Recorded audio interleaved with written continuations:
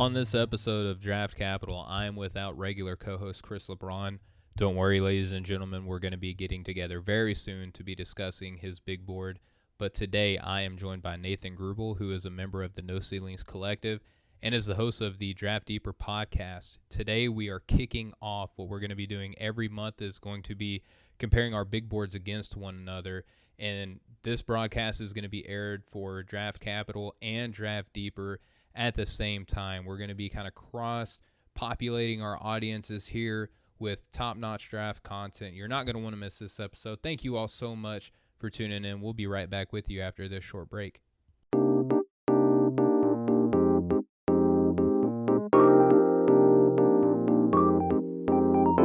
Hey, what's going on, everybody? Welcome to another episode of Draft Capital here on the Nothing But Net channel on Dash Radio. I'm Stephen Gillespie, flying solo without Chris LeBron today.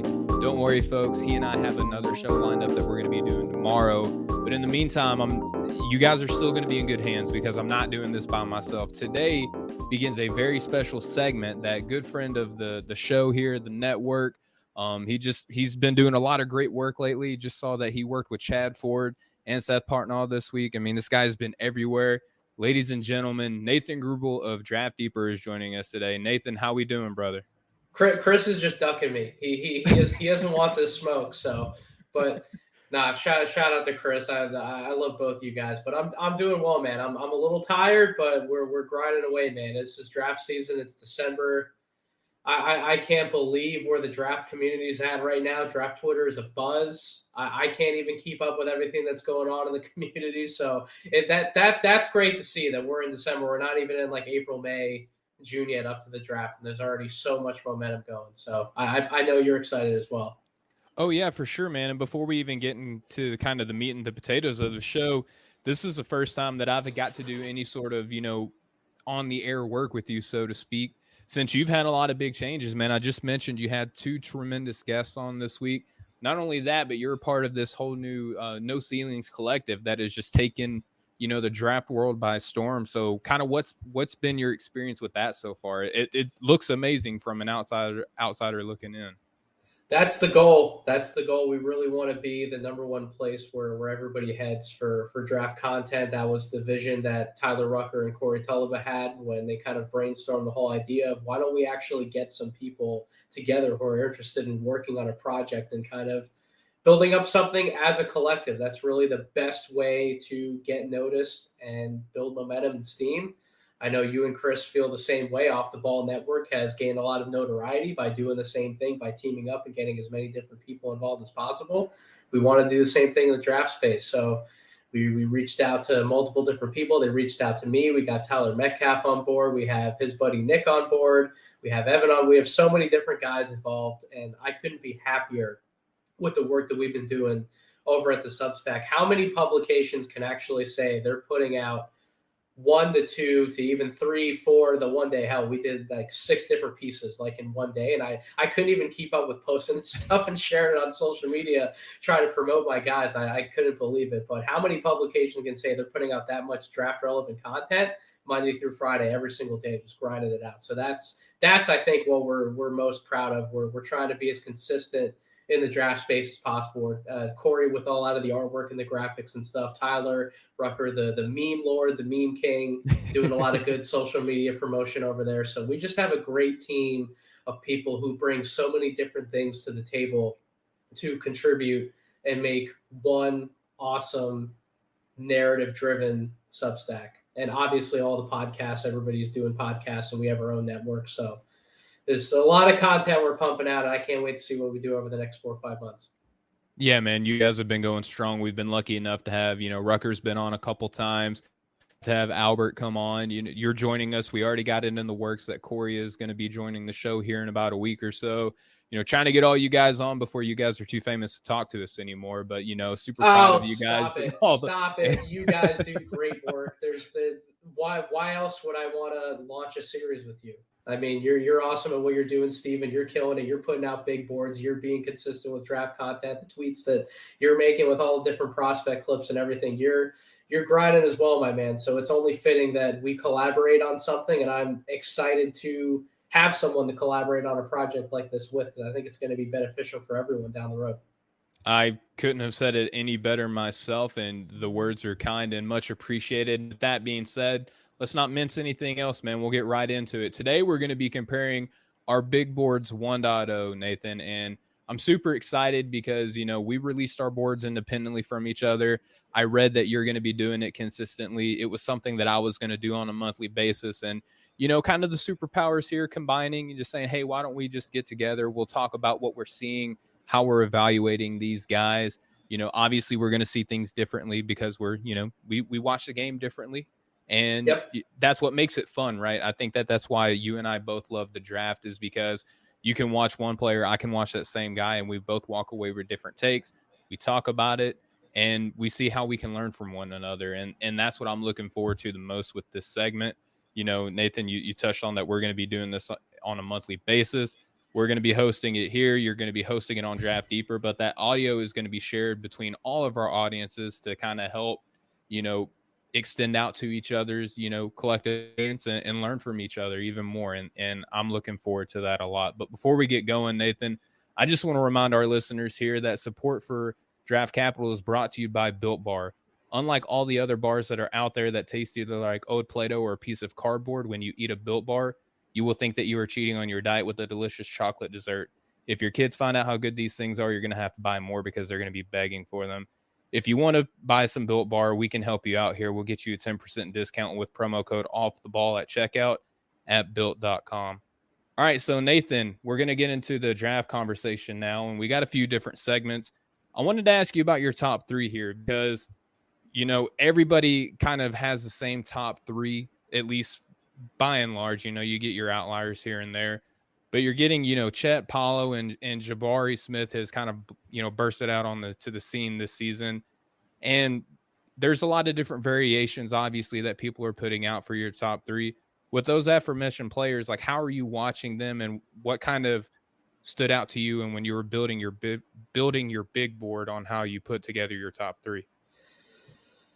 So those three guys are really interesting. And you mentioned Jabari Smith has obviously taken the world by storm, making his case to potentially be number one out of those three. I think that's becoming a lot more popular of a take on not just people like you and I, but also on major media outlet boards. He has really shot up. But you also have Chet Holmgren and Paolo Banchero, who we kind of knew coming in they'd be involved in the race for the number one pick.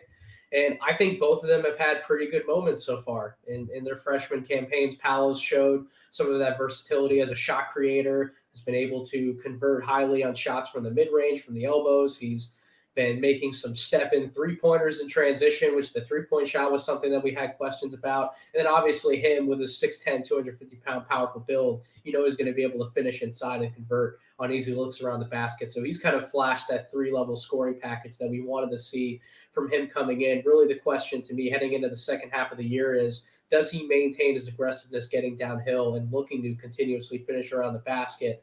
Or does he fall into some old habits when things start to get tough against better competition? Does he fall into those habits of, I'm just going to take this 1-2 triple pull up, even though this might not be the most efficient shot for me. It's the easier shot that I can take right now versus trying to bully my way down low and maybe get an easier look or try to get to the free throw line. So that's going to be the biggest thing for me to monitor still. But I have him number one because of the scoring versatility that they show. And it's just so hard to find guys who are it's rough to label him as like a comp to Carmelo Anthony. I hate using like very high ceiling comps like that, but at the same time, you can justify it given their similar size, their similar scoring attacks, their similar efforts around the basket in the mid range. You can make the comp, but then you look at Chet Holmgren, and he does so many positive things on the defensive end, Steven. I know that you've talked about it. His instincts on that end are second to none. His rim protection, the value that he adds defending around the basket and also stepping out and containing guys on the perimeter.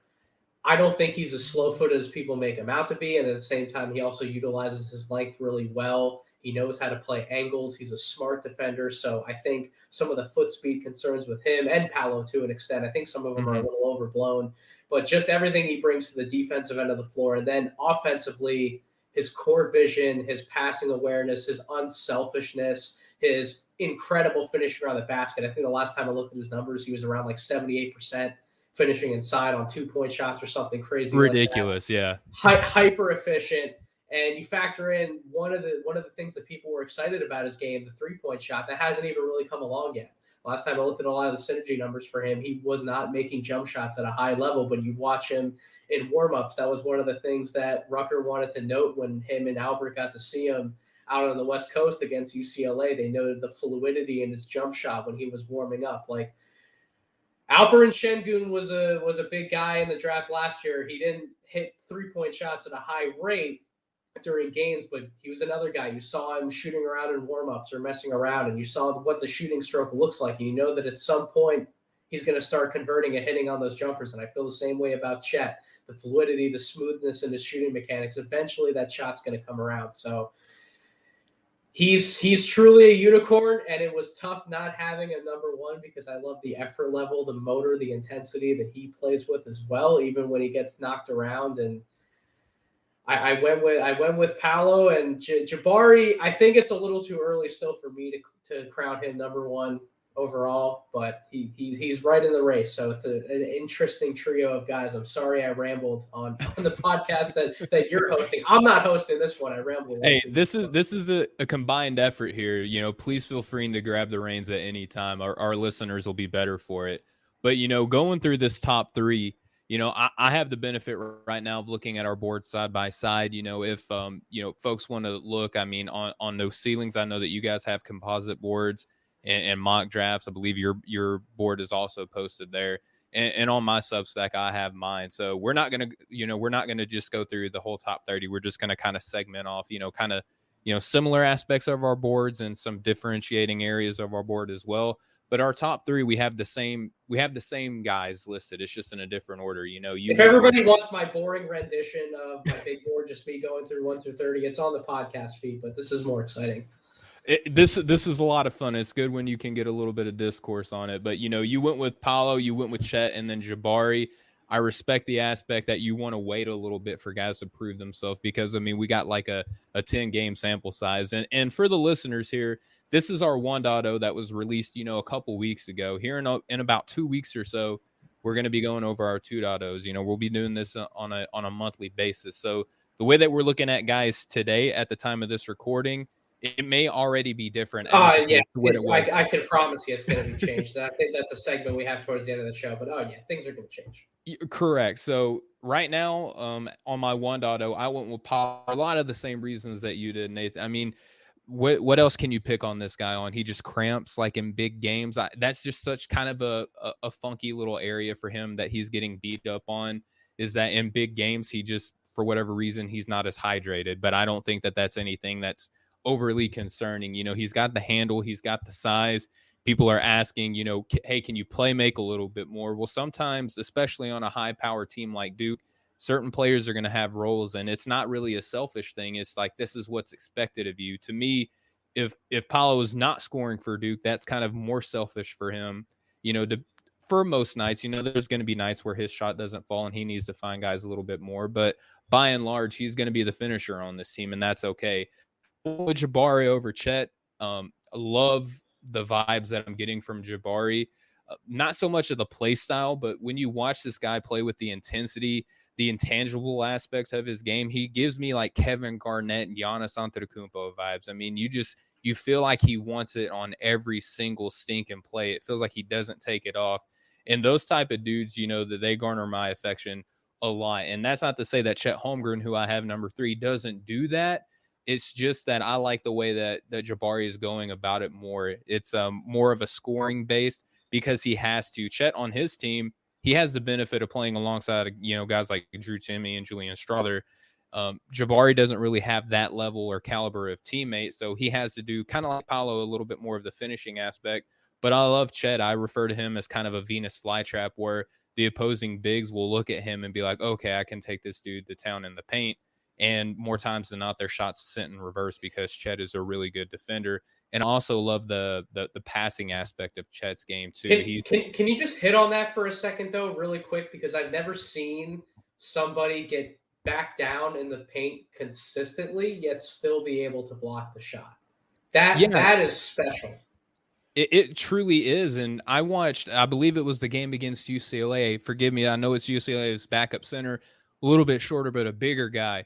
And there's one play that stood out where he grabbed an offensive rebound on corner three, and he proceeded to back Chet up from the corner three all the way up to the basket, and Chet still blocked a shot. You got to think, getting bumped off of not necessarily off your feet, but you're getting bumped like 3-4 times on your way to the basket, and you still have the timing and the reflexes and the length and the wherewithal to be able to block that shot. That's why I'm saying, like, he reminds me of a Venus flytrap, because it's just a little bug landing in a Venus flytrap, and that mouth is slowly shutting, and then boom, it's gone. That's what Chet's post defense reminds me of. He's constantly getting looked at as weak or inferior on his interior defense, and again, more times than not, he's either blocking the shot, altering it, or swallowing it up before it even leaves an offensive player's hand. It's truly amazing. I can't remember ever seeing a player routinely get back down like that and continuing to send the shot back, because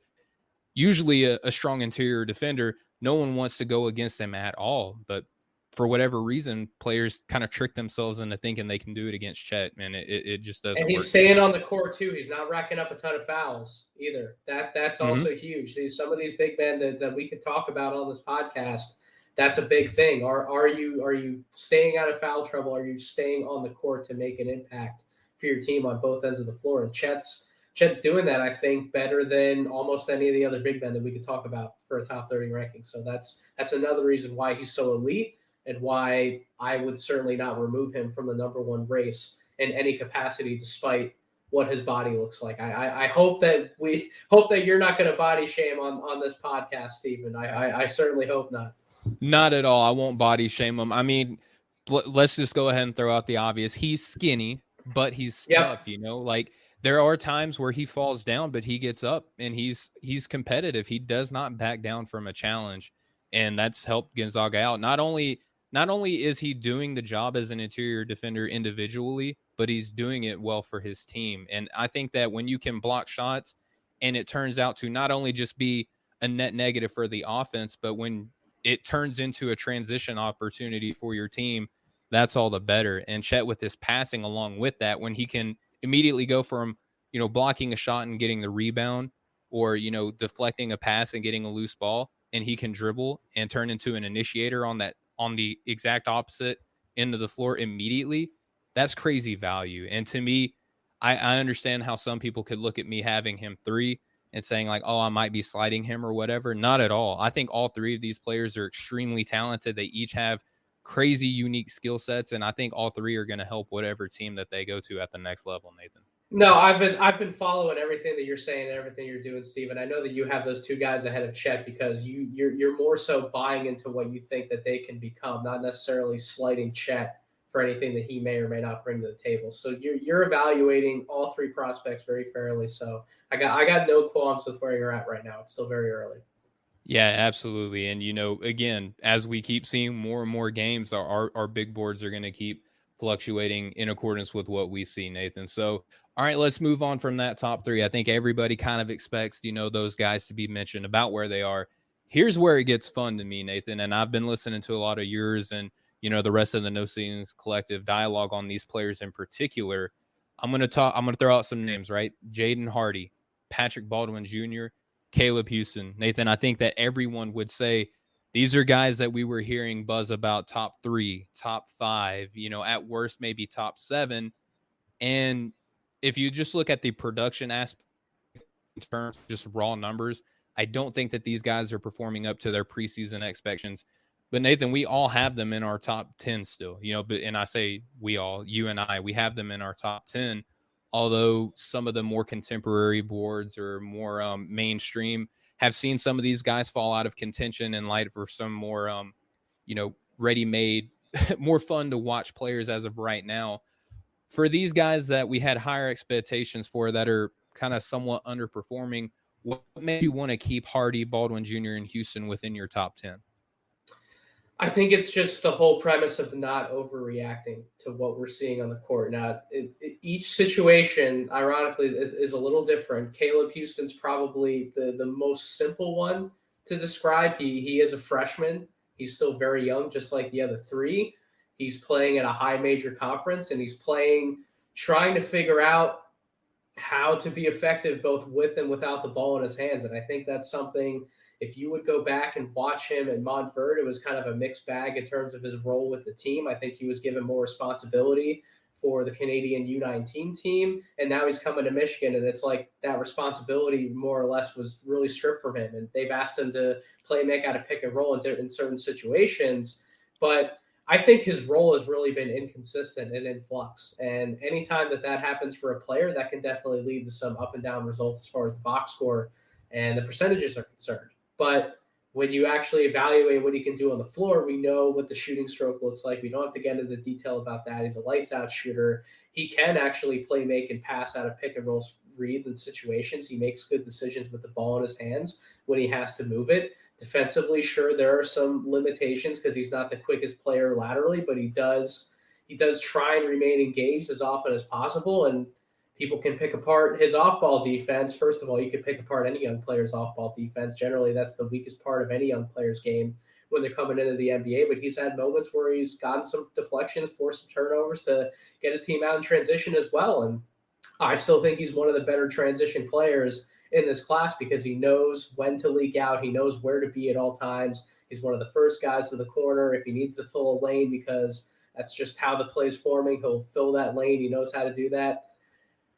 I'm just really, really high on his overall basketball IQ, and I'm not going to drop a player who I know is someone who can actually play the game the right way just because some of their shooting splits are a little down compared to where we would want them to be. As for Hardy and Baldwin, their stories are a tad more complicated. With Hardy, he chose to join the G League Ignite team, and he's playing against the best competition out of any of these guys that we're going to be talking about, outside of maybe one or two international guys that we'll probably throw into the mix at some point who play in higher level leagues overseas. But in terms of domestic evaluation, any team that he's facing in the G League is a lot better than some of the domestic college competition that he could be facing. So he's facing grown men, and that's going to bring its own level of adjustments. He's playing on an NBA court. He's not playing on a college court with a shorter three-point line. The adjustment that a lot of these players have had to make this year is everybody's using a different game ball. That's something that comes into effect as well. So there's multiple reasons why it's taken him a little longer to adjust, but now he's starting to find more of a rhythm with the ball in his hands. He's starting to make some plays for others out of pick and roll. He's starting to figure that out a little more. He's starting to shoot the ball more effectively from the field overall. I think in his last few games, Simon Rath actually sent me this. He's at about 33% from the three-point line. Yep. So that's coming up from where it was, about 27, 28%. He's starting to get more comfortable on more volume, and he's still putting up like 17, 18 points per game in the G League. So it's not like he's doing nothing. He's still being effective from the free throw line.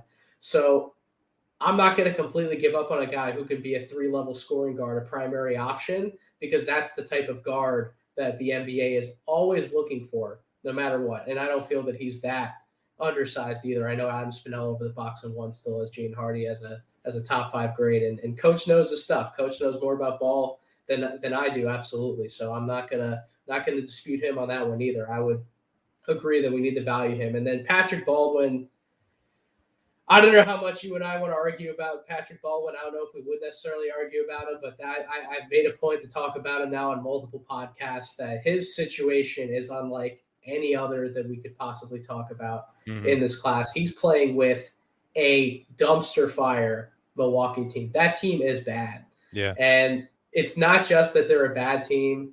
I think he has a lot of pressure and expectations on his shoulders to live up to, that he needs to show this, and this to NBA scouts on this court because he's playing in this game, in this environment, for them to be like, okay, you actually deserve a top 5 or a top 7 grade on the board.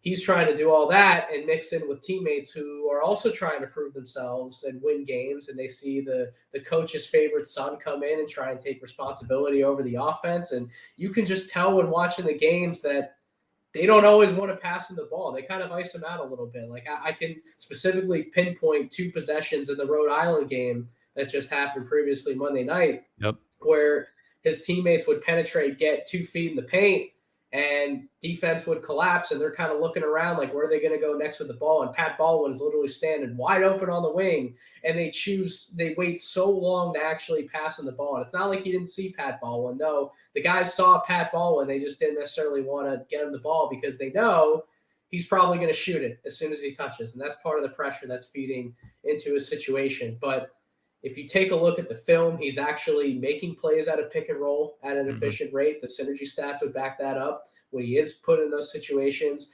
he's one of the best jump shooters that we have off the dribble in terms of this freshman class. We know he was going to be a tough shot maker at 6'9". That's some of the intrigue that comes along with his professional game. So he has shown signs, and not all of his numbers are that poor to where he should start plummeting down boards. He's in a rough situation. He made the decision that he did. Ultimately, he's going to have to live with that decision. But will it be the worst thing for him overall if he does slide to that like 14 to 20 range and maybe he goes to a little bit better of a situation, a better team?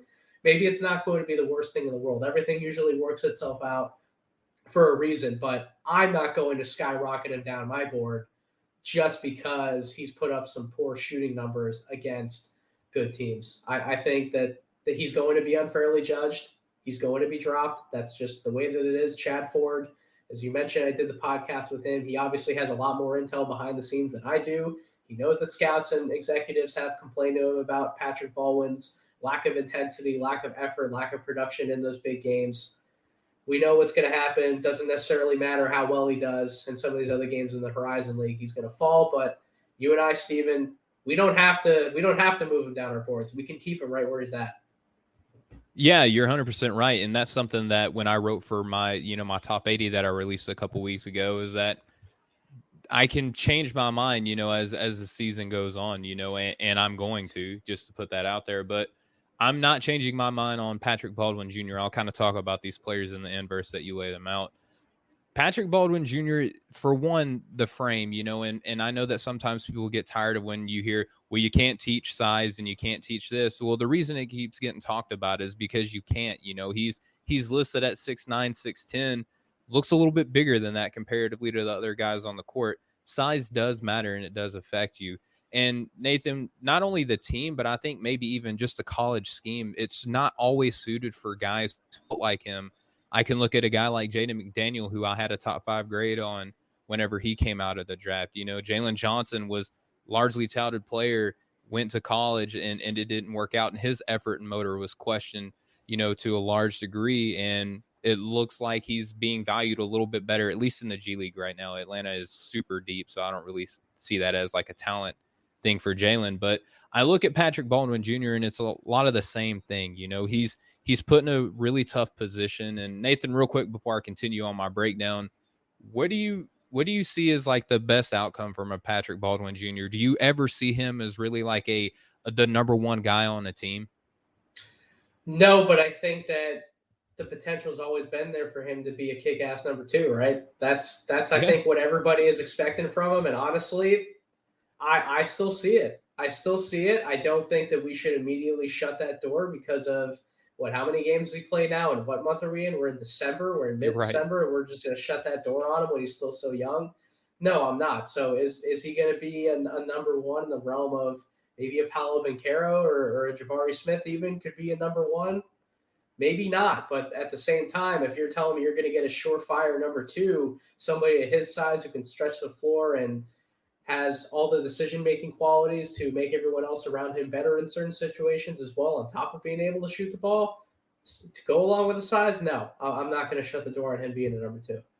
Exactly, and I think that that's what people should be thinking about, intentionally when they're evaluating him, is because sometimes I think people just look at how big he is and they're saying, well, he's never going to be a number 1.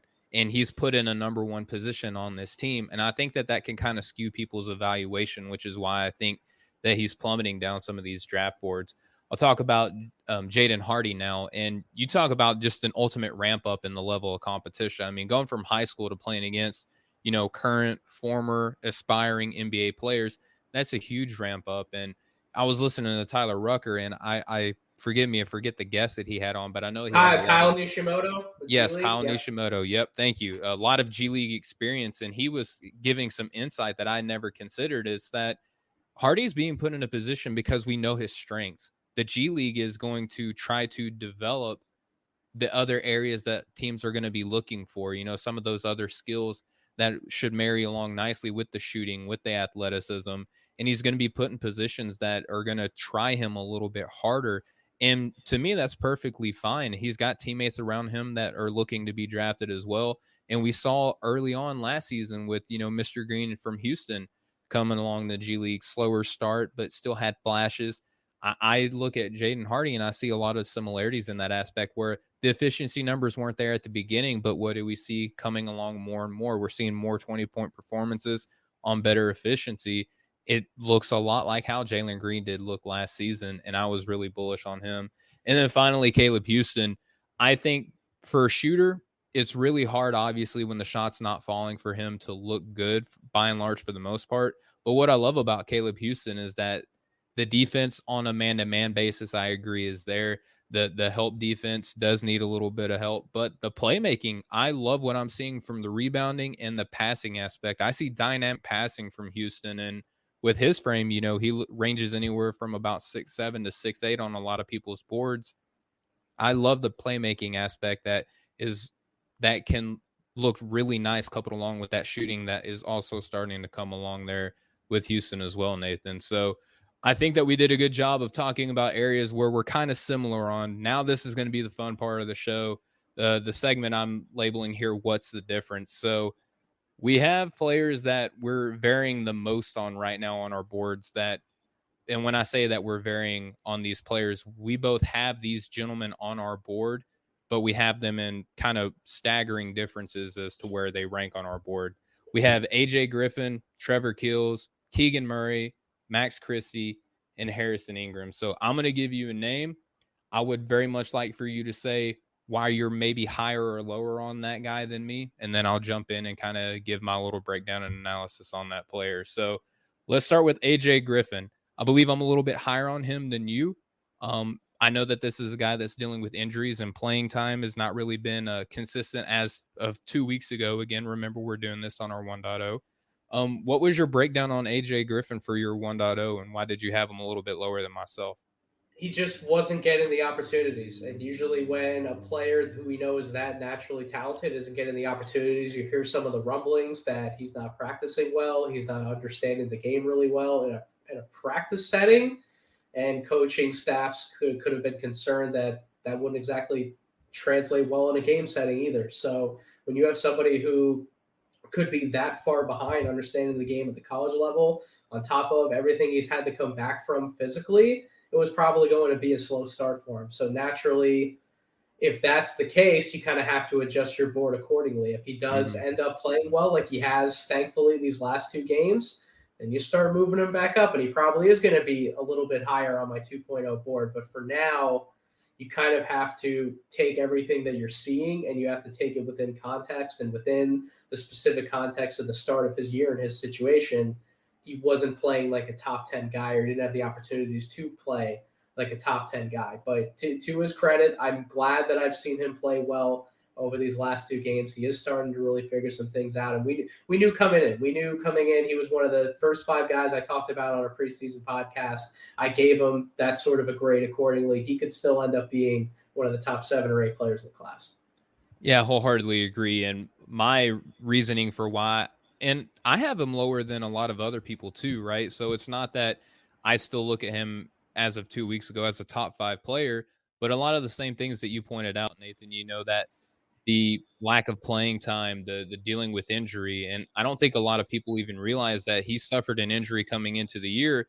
And there was concern that it was going to be about a month or two before we even saw him on the court. Yep. Luckily, he started getting out there, and Duke has a lot of talent. They don't need to really rush him back. And so seeing Coach K and his farewell tour, kind of playing it smartly with him, not really going to jeopardize the amount of, bumps and bruises that he can get in situations maybe before he's ready, kind of slowly progressing him along. I think that's helping him out.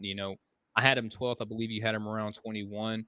I think we're both going to have him up a little bit higher based on what we're seeing because, the aforementioned performances that you touched on, Nathan. Let's get into Trevor Keels now. I know that this is a really popular guy, another teammate here. of AJ Griffin. Kind of a 6'5" bodybuilder looking type. Looks like he should be playing football instead of basketball. That's kind of the breakdown that you get from Trevor Keels.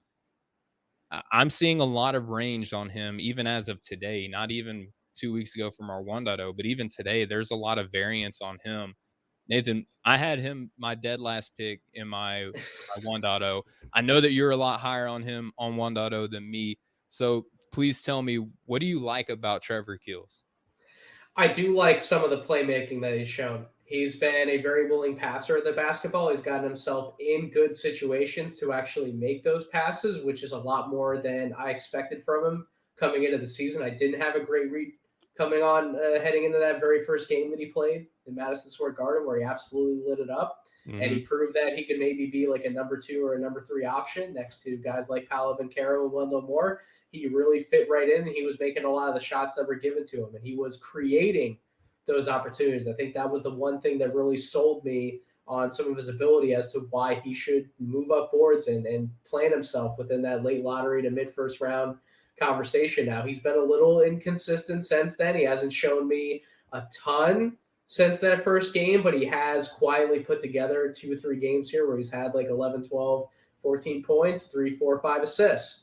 And you kind of just want to see consistent production from him. You want to see him hitting shots at a decent clip. And I think if he can just keep stringing together consistency, especially when we move into the ACC portion of the schedule for Duke, then I think he's going to stay around that 15 to 20, 22 range on a lot of people's boards. He'll probably move up your board a little bit. But I do understand the hesitancy from you, because if he's not creating those opportunities more frequently and with more efficiency, and he's kind of just the guy who is going to be asked to stand in the corner and be as physical as possible, that's an NBA player, that's a rotation player, but maybe not like a lottery type pick. Maybe that is like a back end of the first round type player. So I understand the hesitancy, and this might be one of those where I look back and say, I overreacted. That's fair. I mean, he's a player, I'll tell you right now, a little foreshadowing, if I will here. He's going up because of the defensive potential that he has, the ability to guard maybe 1 through 3, the ball. He better play defense with that body. He better play defense. I mean, you get the Lou Dort comparisons with him all the time. Exactly. And that's because Lou Dort does the exact same thing, and they're both just freakishly huge human beings, right? So maybe I look back and I think I have him a little bit low. And I even wrote that in my breakdown. I was like, my opening sentence for him was, this feels wrong, but this is just kind of where he shook out in my 1.0. And again, our opinions and thoughts can change as more information is presented ahead of us, right, Nathan? So right now I was a little bit more hesitant because he had set the world on fire in his opening game. He's still been consistent. He's just not asked to do as much as some of these other guys that I had ahead of him. So maybe just needed to see a little bit more out of him moving forward. So Nathan, Keegan Murray, I mean, I love this kid. I thought I loved him, but you love him even more than me. Everybody loves him more than me, and I thought I was going to come into my big board with a higher grade than most, but I'm looking here. Let me call it up. You had Keegan Murray 11th on your 1.0. I had him 28th. So that's a huge variance here. But I love his game. I love the offensive and defensive versatility. It's just kind of hard for me because the same excuse that you hear from everybody, the level of competition when he has played higher competitive teams, he had a tendency to kind of fade away a little bit, but he's still learning that number 1 position on a team that had a, contender for player of the year for all of college basketball, right? So Keegan Murray, a huge ask to step up from a help player to the star player. He's rung the bell. I mean, probably one of the most crazy statistical darlings in all of college basketball right now. Nathan, you have him knocking on the door of top 10, and I love it. You're more bold than me. That's how I look at it. It's like you just have the bigger onions than I do, just to put. Well, let's hold up on saying that, because he might be a guy that definitely moves down a little bit for me. Okay.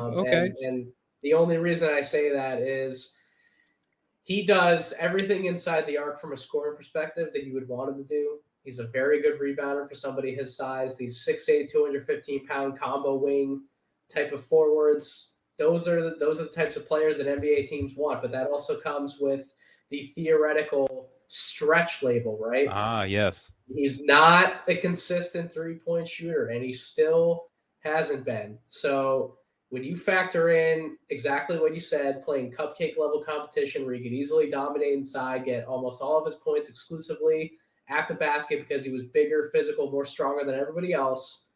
But then once he's forced to play a little more out along the perimeter against better competition, the shooting numbers have not come around. He hasn't shot it as well from the free throw line either. So those mechanics, that jump shot overall, that's still a big question mark for him. And if we're only slapping that label on him as theoretical and he's not actually a stretch forward, I don't know if I can justify having him in the lottery, despite all of the numbers that made me put him there in the first place, the numbers that just make you fall out of your chair. He had like an 80 PER. It was just something if you ridiculous. have close to a 50 PER, like, yeah, that's going to perk everybody up and make you pay attention. But yeah, we're in a wait and see approach still with Keegan Murray. We have a lot more content coming on those ceilings about him. I know that Evan's going to write a piece about him, I believe, for next week. Corey and Albert just did a podcast on him that I still have to listen to. I got to catch up. So there's a lot more Keegan Murray conversation coming. Yeah, and again, I thought I loved Keegan Murray. People like him more than me, and that's awesome. I just, the ball handling ability, I love that aspect, the defensive versatility. His ability to block shots is phenomenal, but piecing the offense together is kind of where I was a little bit more hesitant with him. So let's talk about Max Christie. This is a guy, Nathan, that I want to convince myself so much to like. I mean, the shot looks like it should be just automatic. I mean, if you didn't watch the ball travel from, his hand to the net, he has like a beautiful shooting, motion. The efficiency isn't there. I'm curious as to how much of his, the role that he's being asked to play for Michigan State has to do with his performance so far. I have him 27th on my board.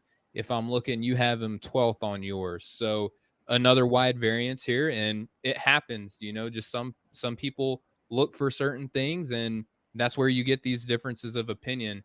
Nathan, just please enlighten me as to why I might be a little bit low on Max Christie.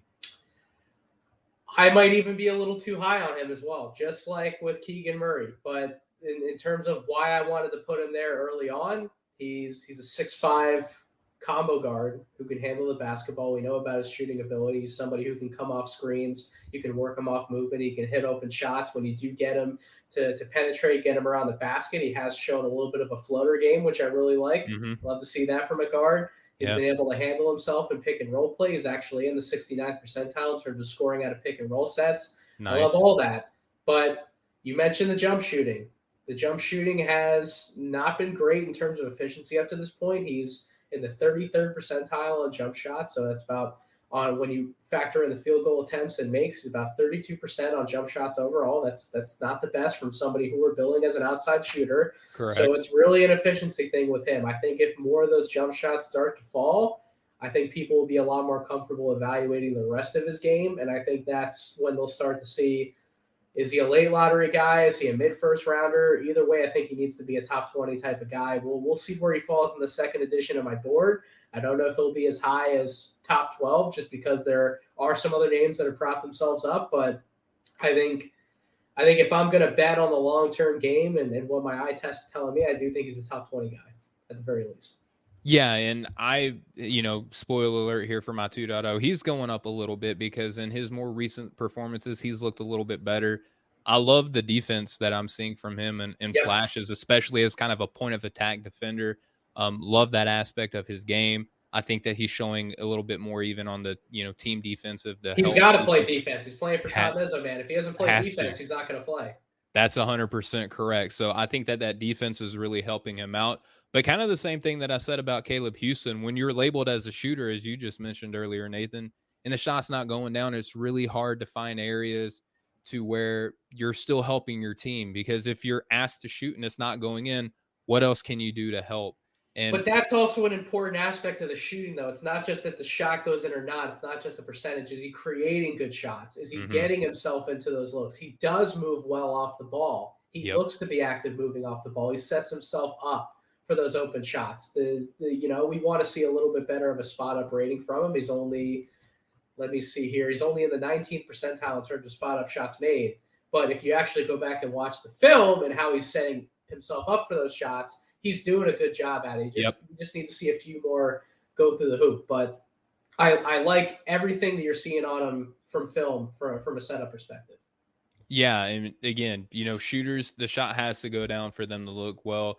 And kind of the differentiating thing that I'm seeing with a Caleb Houston from a Max Christie is, one, the size. I mean, that's the obvious thing, which kind of helps the rebounding aspect, but also the playmaking. Max Christie as a passer, he's not really asked to do that either. I mean, Coach Izzo is having him do a lot of corner camping, which I think is doing Christie a little bit of a disservice here.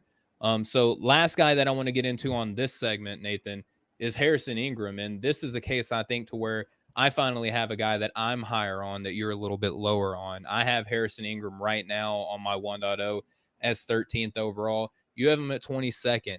And I think I know the reason why that you are a little bit lower on him, especially with the position and the role that he's asked to play. But I would love for you just to go ahead. Sell me on him. No, sell me on him, Steven. Go ahead. Sell me on him. All right. So selling you on him. We have here a 6'8", what's he weigh? Around 225. This is beautiful. He's got a nice body for the role that he's asked to play in the NBA. The one knock against him is that he's not really an explosive athlete, but to sell you on him, Nathan, the feel that he has for the game, this guy can look almost anybody on his team open. And because he plays for Stanford, even though he has beautiful assist numbers, including, just the overall output of assists and then the assist percentage, that number would be even higher if he was playing with more NBA level players, because I've seen several games where Ingram is getting his teammates open and they're either fumbling the pass or they're just not connecting on the shot. His ability just to run an offense is beautiful. I love his man-to-man defense. The help defense needs a little bit of improvement. But just the overall feel, he can stretch the floor a little bit as well. Does a lot of everything that you want a guy at his position to play. It's just the one knock against him, Nathan, and I think that this is where people are going to get hung up on, is he's just not a blow-by-you athlete as some of these other guys that even myself I'm a little bit more higher on at that same position, because he's just not a breakaway athlete. But that also takes away from his ability to create separation on some of those jump shooting attempts as well. And that's if you're not getting the step by somebody to be able to finish around the basket, if you're not able to properly create a shot off the bounce, when you're a player who, as you alluded to, his passing vision is really good for somebody his size. He can make plays out of the pick and roll. He's a much better playmaker out of pick and roll than he is a scorer. At the same time, though, if you're going to have the ball in your hands that much and have, quote unquote, that much responsibility tied to you, you have to be able to score better in those situations. And he hasn't up to this point. And that's why I'm not going to overreact and throw him in the lottery conversation. I know Mike Ribbanov has him something crazy like top 7, I think, or something. I don't love him that much. I love him, but I don't love him that much. But you can see some of the intrigue, the potential. You mentioned the measurables. You love his frame. You love what his body's looking like. You do love that he is a smart player. He's a high IQ player. If he starts to knock down some of those shots in Pac-12 competition, that's really when he's going to rise up boards. And by the way, am I lower on him than you? Yes. Am I lower on him than other people in no ceilings? He didn't even make the composite board. The only reason why he was in the discussion, I think I might have been the only one who even had him on a board out of all of us in no ceilings. You, if Nathan. It wasn't only me, it was like me and somebody else. But so I'm not knocking the talent. I want to see more from somebody. Whoa, Nathan, pause. Timeout. Are you saying that you can be lower on a guy than somebody else and still like him at the same time? Or are you saying that that's a possibility now? Are we about to throw a grenade in the draft Twitter right now? I don't know. I don't think that that's how this conversation is supposed to go in most conversations, Nathan. And I'm glad you mentioned that too, though, by the way, because when I said that I had Trevor Keels dead last in my 1.0, there are people that didn't even make my top 80 that I'm like, I have emotional investment in. Like Will Richardson didn't make my top 80, and I love me some Will Richardson, but there's just, oh man, that's a whole nother conversation as to. I think the point of what we're doing though is to essentially chronicle our evaluations from start to finish, and what we have on our boards right now is probably not going to matter at all once we get to May and June, because in the reality of it, it's far too early to make calls on a lot of these guys. And we've had 2 drafts. These past 2 drafts have been awesome with giving us who we think are potential starter level talent. But as I talked about with Seth Partnow on my pod, that's usually not the way that it goes for a lot of these drafts. Usually the number of starter caliber players that actually come out of a draft, it's usually between like 10 to 15 guys. Mm-hmm. And the number of guys who actually become all-stars or even better than that, obviously slim to very few. So it's just the nature of the beast, and whether these guys are actually going to be starter caliber players, that remains to be seen. But it's far too early to be too high on somebody, too low on somebody. We're just trying to see as many guys as we can and give everyone a fair shake, trying to be optimists, right? Everybody loves everybody, as Rucker loves to say. Yep. And I mean, the margin of difference between talent level and how much, location or team style is going to impact how successful players are. That margin between players from like 25 even through 60 is a lot slimmer than I think most people and maybe Harrison realize. Gets drafted late in the first round and a team finds the correct role for him, a low usage, easy, quick decision playmaking type of situation, hitting open shots when the ball's kicked to him. But putting him in some of these situations where he just has to make a quick decision and get the ball where it needs to go, not in a position at the top of the court where he has to dribble, and then find somewhere to go or make some crazy shot out of it. Teams find effective ways, especially in today's game, to get guys the ball and have them do some of these quick decision type of things. And that's a role that Harrison Ingram would excel in. And maybe if he gets put in the right role, right situation, we're looking back and, all right, maybe we shouldn't have been as concerned about what he can't do and should have put more stock into what he can do. That happens all the time. Every draft, it happens that way. So, Nathan, what we're going to do here, we're about close to the end of our radio segment. We're going to continue with the rest of the discussion here on the podcast. But for those who are listening here on the Nothing But Net channel on Dash Radio, first off, just want to thank them for tuning in and listening. But, Nathan, if you could do that audience the pleasure of letting them know where they can find you and your work and the No Ceilings team before we close out here for the radio show, that would be awesome. Find me on Twitter at DraftDeeper. Find No Ceilings, noceilings.substack.com. Absolutely subscribe to that newsletter if you get a chance. I'm writing consistently every Monday morning over there. I'm calling it the Morning Dunk. That's my column. That's my space to put out. Amazing, by the way. I love it. That's my space to put out far too many words and pour my heart and soul into that thing. Empty your notebook, as you like to say, right? You just. I think I'm averaging somewhere between 3,500 to 4,500 words on that bad boy. So that's those subtle are flex, monsters. Nathan. those are monsters every single week that are probably longer than they should be. But yeah, you can seriously subscribe not just for my work, but for everybody else. All the other writing content that's going out. Everyone's doing a magnificent job, and I couldn't be more thrilled to be a part of it. Yeah, and if you're a sicko like me, it was just like, great, now I have to, listen to 3 hours of a podcast or read, 16-page essay on draft stuff. I'm going to do it because I'm a sicko and I love this stuff, and I'll just subject my body to it. But it's all great work, man. You guys do such a tremendous job. And for everyone who's tuning in on the Nothing But Net channel on Dash Radio, thank you so much for tuning in. Be sure to, as always, you want to listen to the rest of this. We have even more great discussion that we're going to be talking about. Nathan's got some players on his top 30 that I didn't, which means in turn that I have players that he didn't. We're going to kind of talk about why we may have left those players off. Maybe we didn't see enough. Maybe we're learning from each other. You never know, but it's going to be fun. And then we're also going to give a little bit of, prognostication as to how we think our 2.0 is going to look by the time it's released. So please stay tuned for that. Go subscribe to Draft Deeper because this show is going to be continued on there as well. So thank you all so much for tuning in. Go subscribe to Draft Capital anywhere you get your podcast, and you can listen to the rest of these segments. But for my guest here, Nathan Grubel from Draft Deeper and from the No Ceilings Collective, for myself, Stephen Gillespie, part of the Off the Ball Network, this has been Draft Capital. We'll catch up with y'all next time. Much love, everybody. All right, so for everyone tuning in from the Nothing But Net channel on Dash Radio here to the podcast, thank you so much for coming over. We're continuing the show here with Nathan Grubel of Draft Deeper and the No Ceilings Collective. We're going to shift over now to what I'm calling Nathan's exceptions, right? These are players that Nathan had on his big board that I didn't. And again, in turn, that's going to mean that we're going to talk about the players that I had that he didn't. So Nathan, I'm looking at these guys, and I can't wait for this first one because I know how much you just love him. Bryce McGowan's was on your big board. He wasn't on mine. Wendell Moore, Julian Strather, Musa Diabote, and Matt Cleveland. Again, all these were guys that you had on your board that I didn't.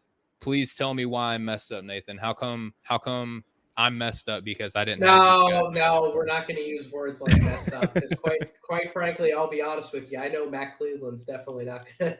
He's not going to make my 2.0 board the next time around. At least not in the top 30.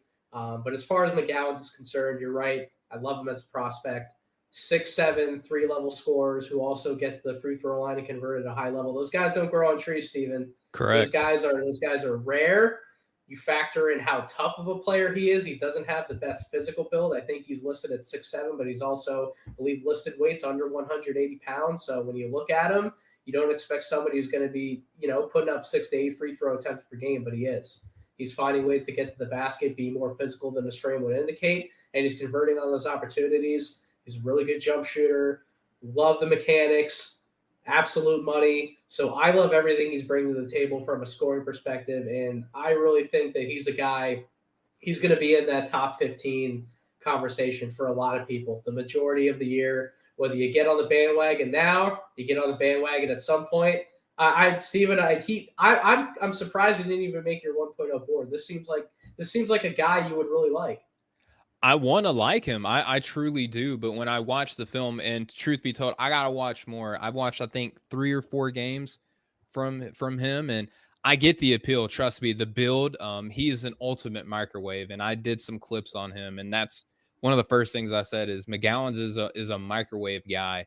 But the defense, yeah, I think that if he's going to be playing that 2 or that 3, he might. He's a guy that I need to see more confidence for.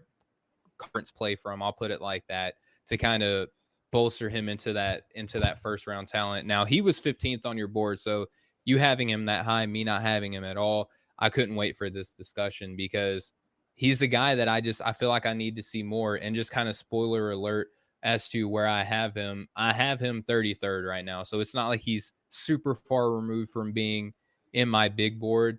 The players that I have ahead of him, I feel confident in the guys that I have. It's not like I had, the aforementioned Will Richardson ahead of him or anything like that. I feel like the players that are ahead of him, I feel like I could give logical explanation as to why I do.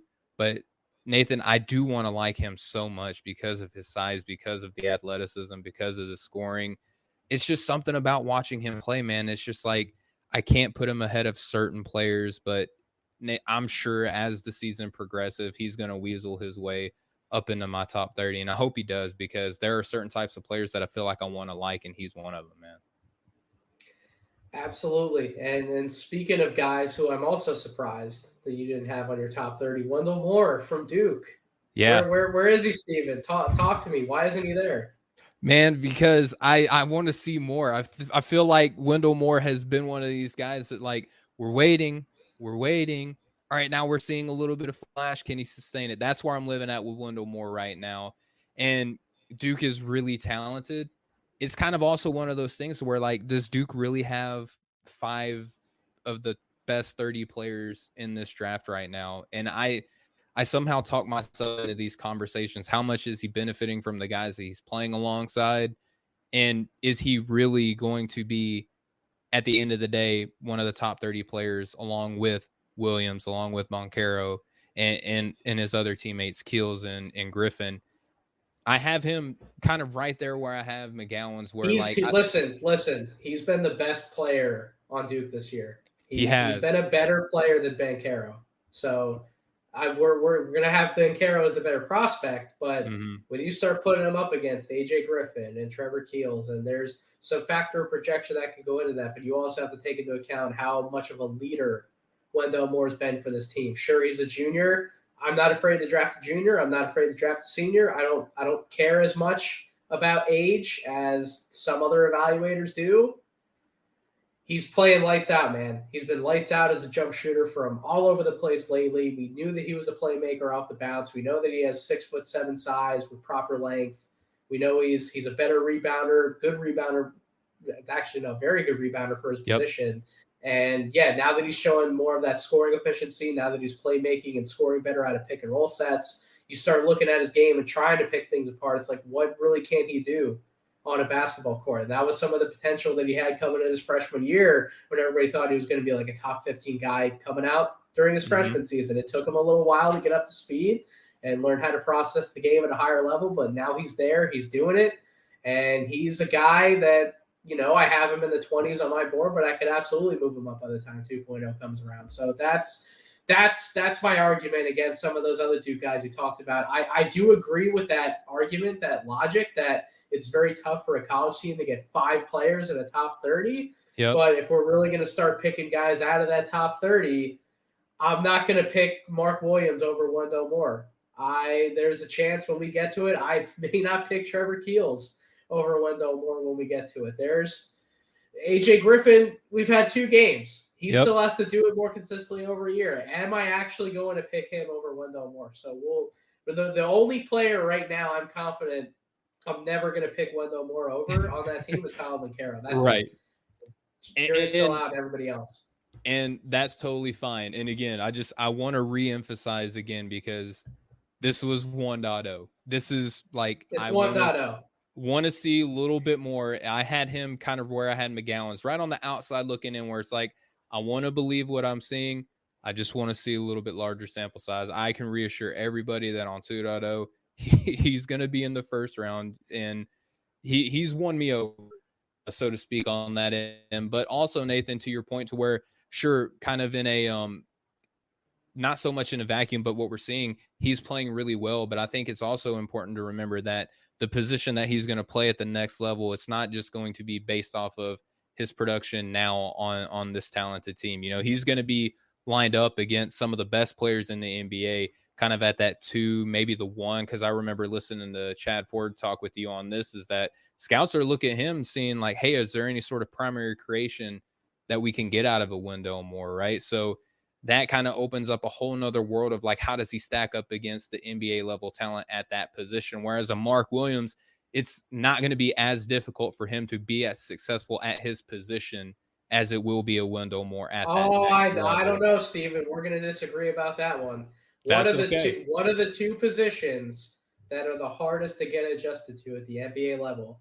It's point guard and it's center. We see it all the time. Big men are very slow to come along. First, to get an opportunity and then actually produce on the court. Wendell Moore plays one of those 2 through 4 spots that are as interchangeable nowadays as ever. I know that I don't have a detailed position tree like our friend Rashad does. But RP3 is the man, by the way. RP3 is the man. But when you talk to other people around the game for so many years, like Coach Thorpe, he always reminds me of something like that. That 1 in the 5, if you're going to nail down positions, those are the most important positions to nail down on a basketball court, because they're the most responsibility tied to them, and they're the hardest to play from the jump. So if we're talking about transition, who might actually have an easier time transition to the NBA game, I might actually argue, at least in a larger sample size, if you're throwing more minutes out them, I'd argue Wendell Moore might have a little bit of an easier time transitioning. But maybe I'm wrong about that, but... And that's fair. But again, there's depth and there's schematics, and there's a whole, that could be a whole episode in of itself. It is a whole episode. You're right. That's a whole episode. We'll save that for like episode 2 or episode 3 of the podcast. That sounds great. So let's get into Julian Strather. Again, another guy that I have early second, but looking at him on your big board, Nathan, I believe you had him as a late first. Let me call it up. You have him at 26 overall. So it's not like you have him, 12th, and I don't have him on there at all. You have him kind of as a late first. I have him as an early second. I think that you have him as a late first for a lot of the same reasons why I had him as an early second. He's already rising on my board as well. He gives me Jordan Nwora vibes coming, this season, kind of a shooter, a rebounder at that wing position, plays a very kind of similar role, in my opinion, for Gonzaga. What do you like about him at 26? Why am I a little bit low on him compared to you? He's efficient. He just seems like a pro-ready guy. You just watch how he sets up a lot of the shots that he takes. You look at the shots that he takes in general. He looks like a pro taking them. He looks like a pro making them. He's efficient across multiple different box score categories. He's efficient by synergy stats and a lot of different jump shooting metrics that you want to throw out there. Is he a high-level playmaker in terms of passing ability? No, but I think he's a good decision maker, and I think he's a pretty good defender as well. He's not great, but I think he's pretty good. So when you factor in what he can bring to the table offensively at his size, along with maybe a slightly above average defensive value. That's the type of pro level wing that teams want to draft, especially late in the first round. So I don't know if Strather's going to rise above like a top 20 grade, but I think anywhere 21 through 30, there's a case to be made that he fits a certain archetype that NBA players want to draft, and he has a place. Yeah, and I had going back to my Jordan Nwora comparison, I had him 30th, and seeing the Bucks take him where they did, and early on in the season, he's been getting good minutes for that team, Great and he looks like returns. Great returns on a late pick. Great returns on the late pick, and I could definitely see that coming from a Julian Strather for sure. The last two guys that you had that I didn't were Musa Diabote and then also Matt Cleveland. So again, let's go ahead and keep selling the listeners here on why they made your 1.0. Matt Cleveland, you want to buy the size, the length, the defensive versatility, the rebounding ability at his size, and then some of the flashes that he showed going back to high school that gave people optimism. He was going to be a good mid-range shooter, somebody who could create, take, and make mid-range shots. He has not been a shot maker in college. He really hasn't been much of a shot maker at all. He's struggling to score effectively from the field virtually anywhere. And if you're not going to give me any offense, and then you're going to show signs of struggling more so than we thought you would on the defensive end coming in early, you're not going to maintain a top 30 grade on my board. I wanted to keep him there because I thought maybe he could start playing better with a little more opportunity. He's not even really being given the opportunities for Florida State right now. So he will definitely slide. But I was trying to buy in early on potential. That one kind of bit me in the butt a little bit early, but that's fine. It's very early in the process. And we'll probably look back. It won't even matter that he was on a 1.0 board, but it's not always about right or wrong either. It's about trying to recognize talent and get the evaluation right as well. I didn't get the evaluation right, at least early on. If he does something to change that narrative in ACC play, maybe he does. But as for Musa Diabote, I love the effort. I love the energy. I love the motor that he plays with. He quickly went from being a bench contributor to a starter-level player for Michigan, like literally at the drop of a hat. And you love the kind of defensive versatility that he brings to the table. He's one of those rare guys who could potentially guard 4 positions in the NBA if he figures everything out. I won't say he's going to be a crazy 5-position defender. Those players are rare, few and far between. The fact that we got a few of them last year in last year's draft, what it's looking like, that's outrageous. But 3 to 4 positions, I can see that in Musa Diabote's future. And then you throw in some of the offensive flashes he's shown. As far as perimeter shot making, obviously he's a good finisher around the rim. He's a vertical guy, go up, catch a lob. I love a lot of what I'm seeing from Musa Diabote. I think he's being massively undersold at this point in the evaluation process. I think he's going to keep climbing. Okay, fair enough. Yeah, I know that Ersan Demir off the Ball Network is a big Diabate fan as well. All right, Nathan, we'll transition to the next segment here. It's just going to be my exceptions here, Steven's exceptions. I had, 6 players that made my 1.0 that didn't make yours. The biggest one that I have a question for you on, Nathan, is Hugo Basson playing out of the NBL.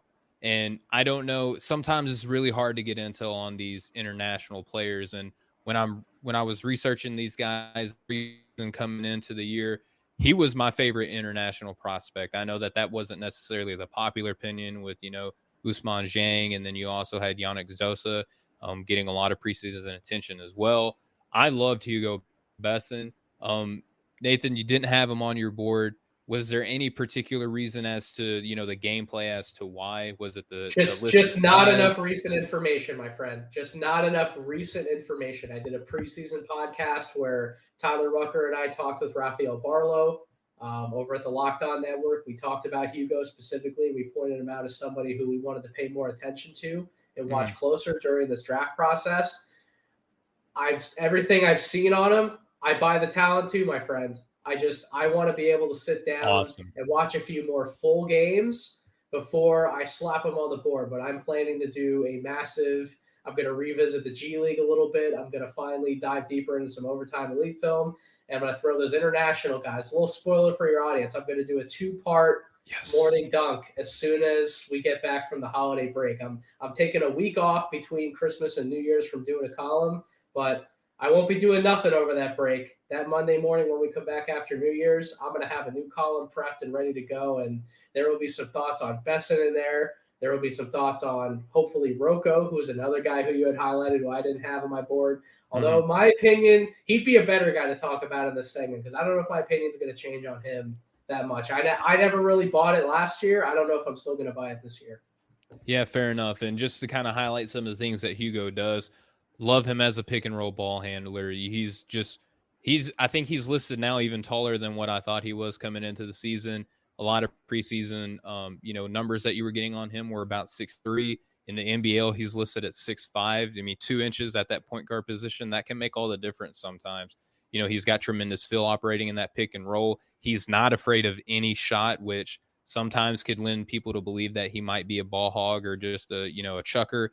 He's very capable in a lot of different situations on the offense. I will say I think he's gonna rocket up people's boards as soon as we finally get some more recent film on him. I know that Chad Ford's already very high on Dieng.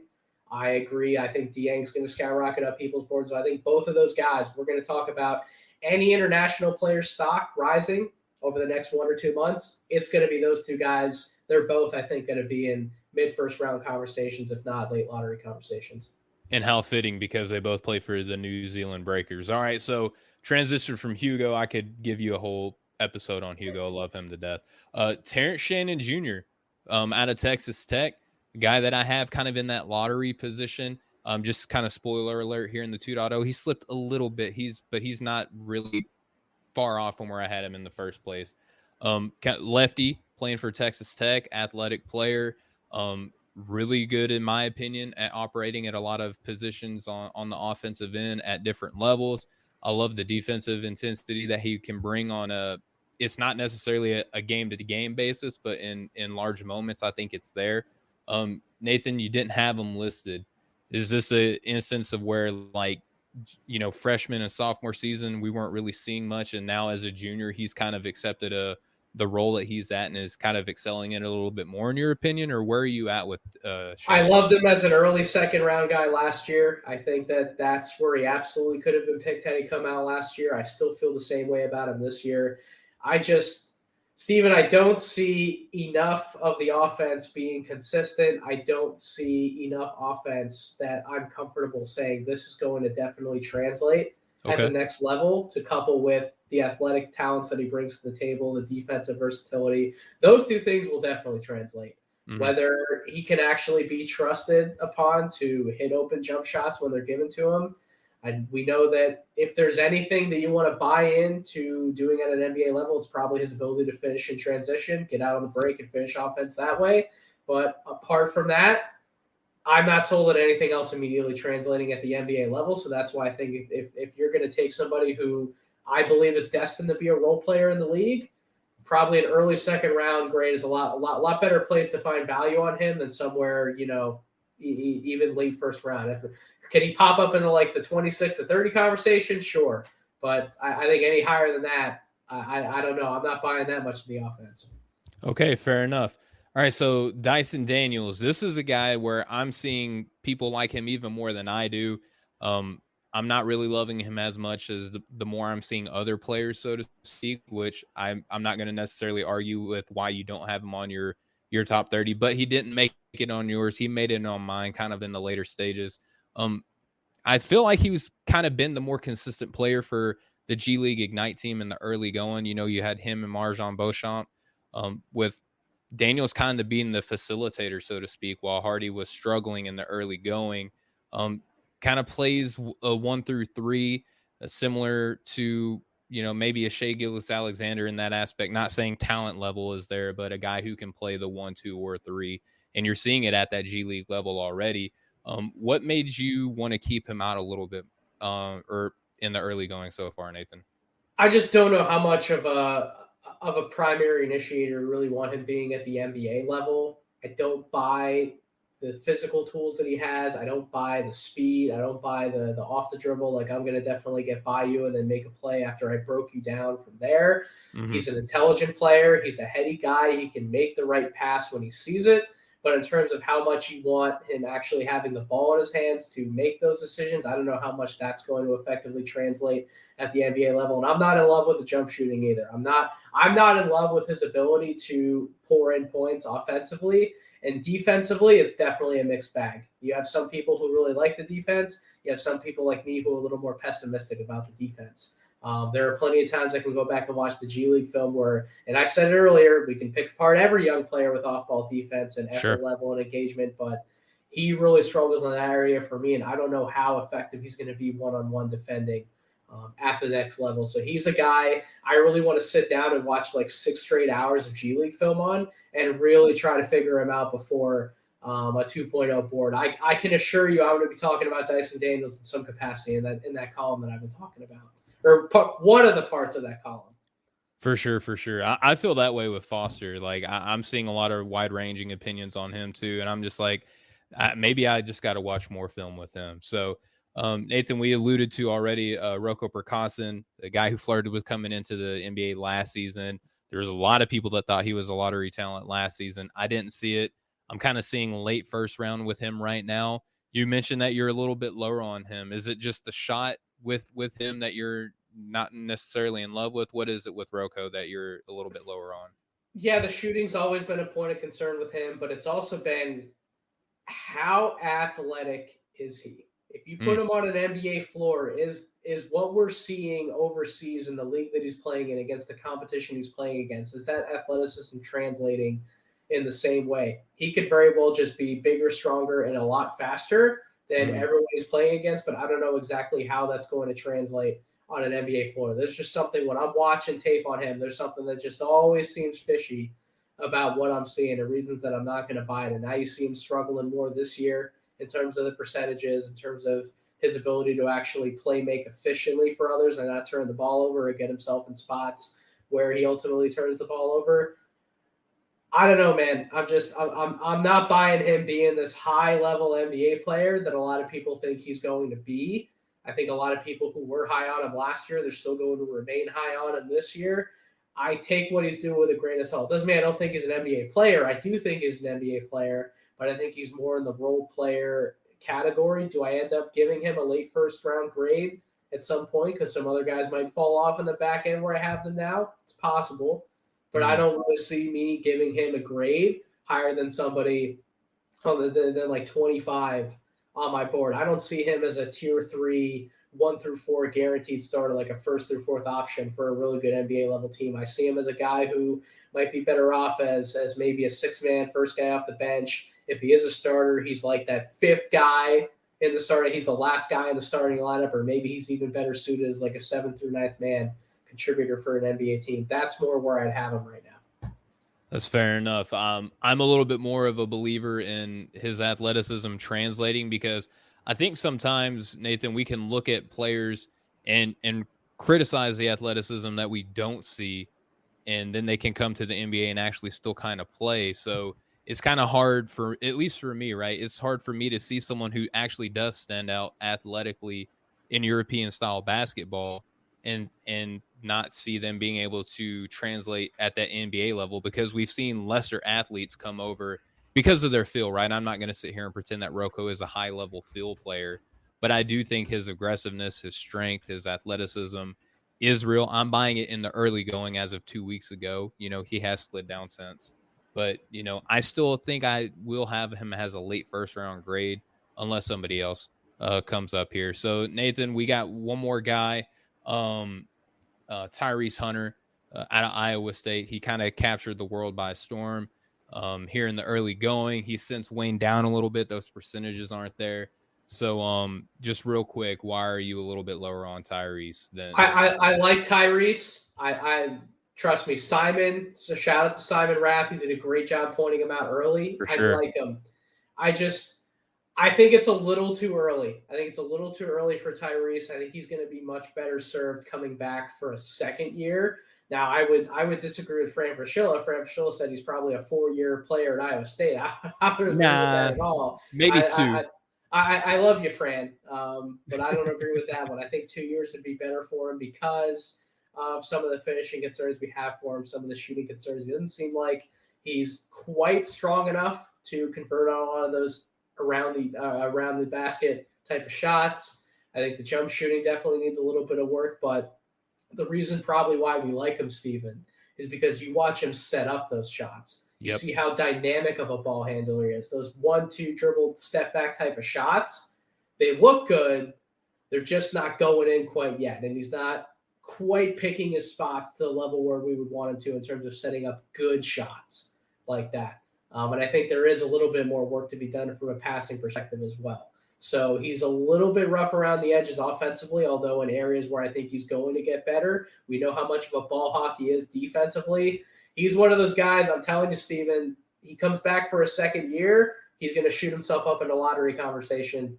Zero doubt. I'm hearing that a lot from Tyrese. I'm hearing that people already in this early going want to see one more of him. I'm just like, whoa, wait, like this is 1.0 and he's already getting late first round considerations. Let's see if this picks up a little bit before we start sending him back for a sophomore year. But regardless of if he goes in this year, if he doesn't, no doubt if he comes, like, I don't think that that's a question, Nathan, if he comes back, that he isn't better off being selected at a higher position next season.